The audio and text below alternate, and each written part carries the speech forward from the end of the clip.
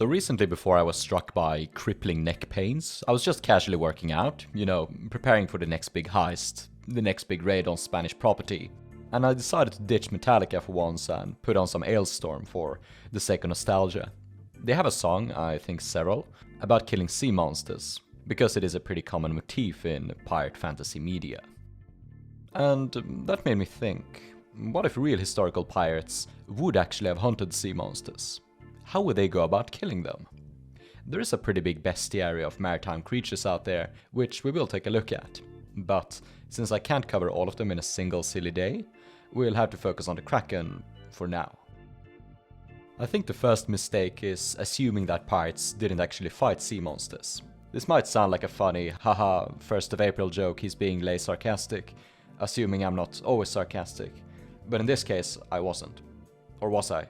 Anyway, defining monsters and magic kind of changes depending on what we see as normal. I think it is kind of weird that our planet is spinning around a giant ball of fire which prevents us from freezing to death.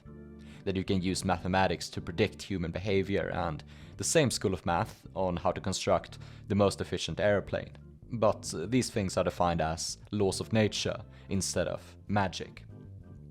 And I think the same applies to monsters.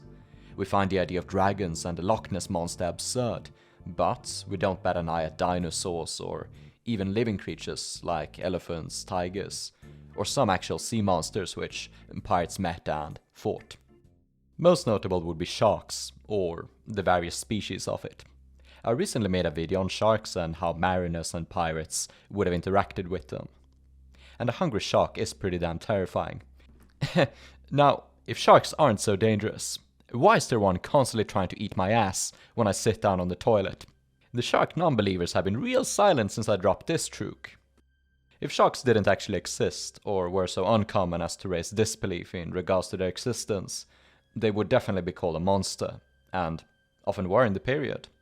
Here's a massive, hungry creature with a jaw full of razor-sharp teeth.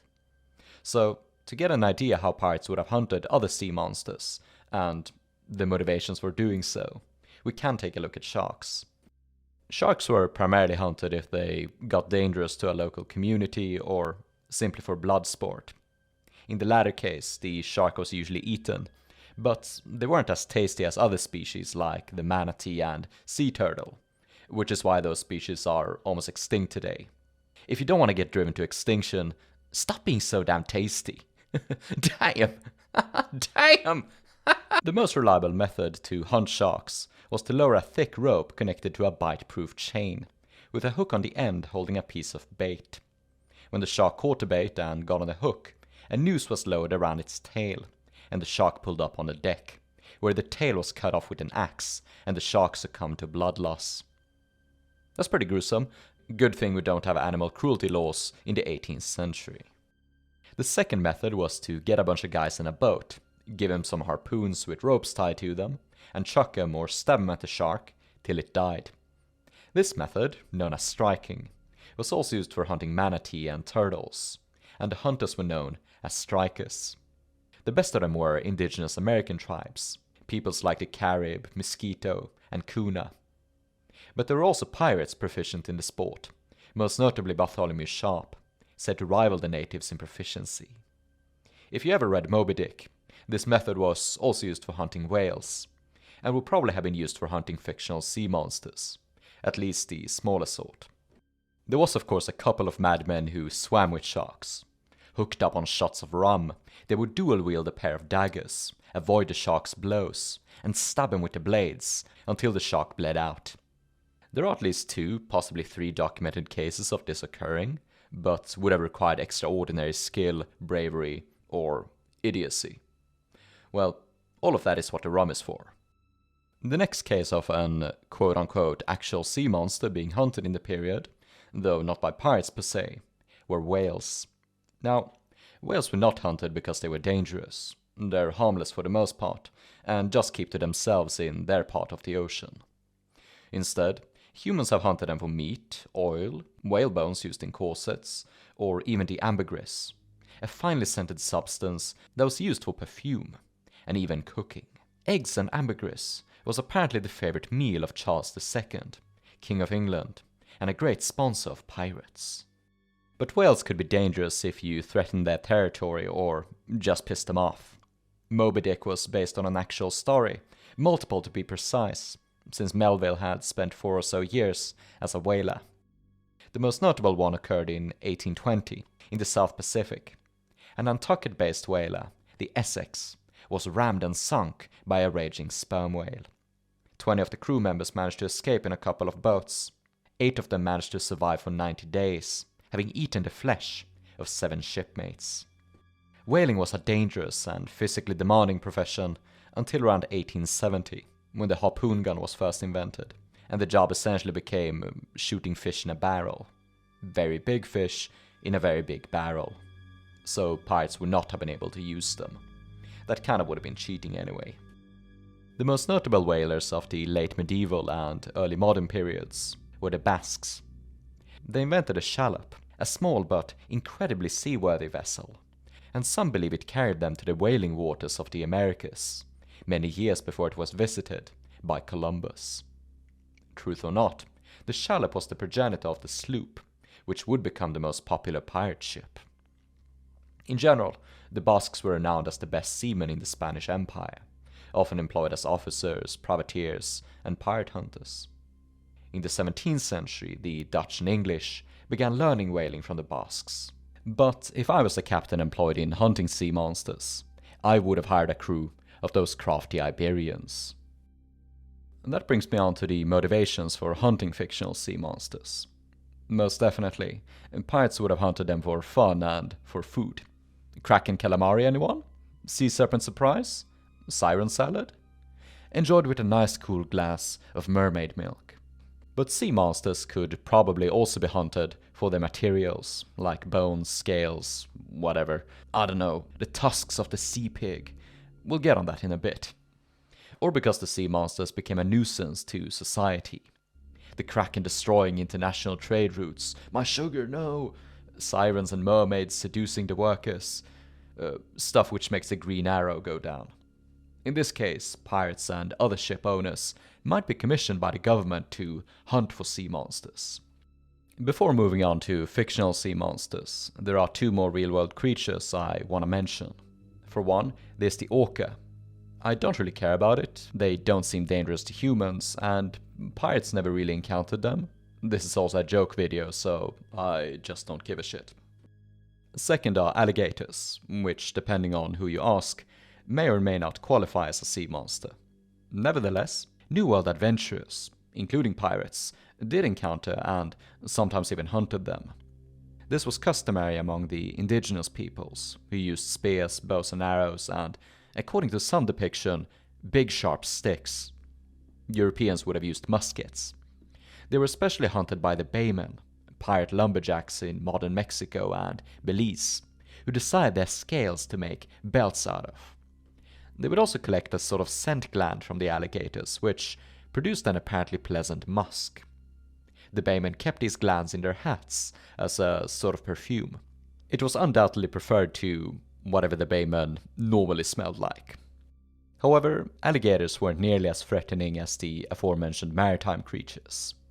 William Dampier, the pirate explorer who lived among the baymen, mentioned how they would row past the alligators without the big lizards caring much, and they could easily have killed them. However, he also recounted the story of an Irish bayman, Daniel, who was nearly devoured by an alligator. The beast bit him in the leg, but the stock of his musket shielded him. He managed to pry loose and escape. Daniel lost his musket though, but I think it's a fair trade for the leg, even if he walked with a limp. Dampier himself encountered an alligator, entirely by accident. He slipped over it as it lay down resting in the grass, and he began screaming, thinking he was done for. Instead, the alligator just wandered off. Sea monsters appear most prominently on late medieval and Renaissance maps. Whilst they could represent an actual belief in sea monsters, they most prominently reveal an uncertainty and perhaps fear of the deeper, unexplored waters. They were primarily drawn as an artistic expression, and would only really be seen on the more fanciful maps owned by those who could afford them. More practical maps, owned by regular sailors and shipboard navigators, would have been more simple. As the scientific method developed and better navigational instruments were invented, sea monsters procedurally disappeared from maps in the late 17th century and had virtually vanished in the 18th. It was now more common instead to have maps feature images that could somehow be useful to the viewer. They might depict pirate ships to show that an area was dangerous, or fishing waters to show lucrative destinations. It was very common to see depictions of prominent cities. New World maps often depicted places like New York or Mexico City. Most famous are the many sea monsters depicted on the Carta Marina, produced by Swedish clergyman Olaus Magnus in 1555. They are unlike the creatures known in our popular media, and are often just land animals combined with sea creatures. For example, the aforementioned sea pig is just a tusked boar with the body of a fish, and it even got legs still, but no hooves. This map even has a massive, fluffy dog just swimming in the water. I'm uncertain if this is supposed to be an actual sea monster, or if the cartographer just wanted to draw a cute dog swimming. The map also shows a number of tactics used against sea monsters, and also how the monsters operate. This massive creature, akin to a whale, can be seen biting a ship in half. A sea serpent can be seen curling around a vessel, and seemingly using its own body to crush it, similar to a constrictor snake. Over here we can see a monster with an anchor caught inside of it. I'm not sure if it is an actual tactic used against it, or if the guys just dropped the anchor and it managed to latch onto the beast. Catch of the day. He looks pissed off regardless. A few guys can also be seen on the body of the creature, with a fireplace and a cauldron? The most common sea monster on the period maps is what appears to be a sort of whale, though it is usually uglier and has two instead of a single spout. They tend to use these spouts as weapons, which I imagine could be deadly if the pressure is high enough. High pressure waves are strong enough to crush buildings during storms and tsunamis, and giant hoses are even used today as a pirate repelling weapon aboard cargo ships. Olaus was so kind as to depict the tactics used against this monster. One guy is blowing a trumpet. I'm not sure what kind of effect this is supposed to have. Maybe the monsters are afraid of loud, weird noises. It reminds me of that guy in the second POTC movie who was trying to bribe the Kraken with a dress. Other guys can be seen throwing barrels overboard, maybe to block off or scare the creature. If the barrels were explosive or flammable, it might actually be an effective weapon or repellent against sea monsters. And though it seems fantastical, such weapons did actually exist in the period. The Seaman's Grammar described combustible materials, able to burn upon and below the water. Other images show sailors trying to fight this creature using conventional tactics. Here we can see a vessel firing its cannons upon it, and seemingly also using the barrel tactic. On the other side, there appears to be a two-headed monster. The Kraken would definitely be the biggest challenge to defeat. This monster is usually depicted as a massive squid or octopus, deadly fast, and able to crush entire ships with its tentacles. The ways in which a Kraken could destroy a ship are numerous, and in most cases, the pirates would have been screwed. It is impervious to blades and bullets. And cannons could certainly deal damage to the creature, but it would be difficult to level a cannon lowly, or more difficult to aim it into the water. In POTC, we see the Kraken simply avoiding the cannons by attacking from underneath. I think the best way to defeat the Kraken would be to use a submarine, so you could actually fight it on equal terms. The problem is that submarines as we know them didn't really exist in the age of pirates. There were experiments, but they were far from optimal. Now, killing the Kraken would be a huge achievement. They seem to be rare, I've only ever seen one once, so it's a once-in-a-lifetime accomplishment. And you'd also make meat, teeth, and tasty slime for life. But to earn big, you have to make a huge investment. And to kill the Kraken, I think 18th century pirates would have had to sacrifice a ship. There was a special type of ship in the period called a fire ship. This was a vessel packed with combustible and sometimes explosive materials, set on fire and directed upon enemy fleets and vessels as a sort of torpedo. They could even have cannons set to fire from the heat around them, and hooks in the rigging which would latch onto the enemy's ship. Some fireships were just regular vessels, fitted into that purpose, but other ones were purpose-built to be expended. The fireship I would design to kill a Kraken would focus on carrying capacity. I'd choose something like the Flyboat, one of the most common merchant ships in the period. Its bulbous hull allowed it to carry more cargo, in this case, explosives. For ballast and the outer sections of the hull, I'd pack layers of large projectiles, cannonballs which would shoot into the flesh of the Kraken. After this, layer upon layer of gunpowder kegs, mixed up with barrels of the aforementioned mixture that could burn under the water. This would be very expensive to produce in large amounts, but hey, we're killing a Kraken here. The upper decks would be armed with cannons, loaded with as many bullets and junk as possible. They would also be rigged to fire or even explode like bombs when the rest of the ship caught fire. You could also have multiple anchors, meant to be dropped and hook onto the Kraken, like in the depiction by Olaus Magnus. This would prevent it from pulling away from the ship and debris. As for the rig of the ship, you would need enough sail to move out into the ocean, and for the ship to be handled by a big enough crew. I wonder if you could make the masts collapse onto the Kraken and hook into it, latch it onto the ship. That would be pretty good. Speaking about the crew, fireships were crewed by as small a crew as possible, who would ignite the ship before dipping. In the case of the Kraken, the window of escape and lighting the ship would be very narrow, since the Kraken is able to sink a ship so quickly. You need to time the explosion perfectly.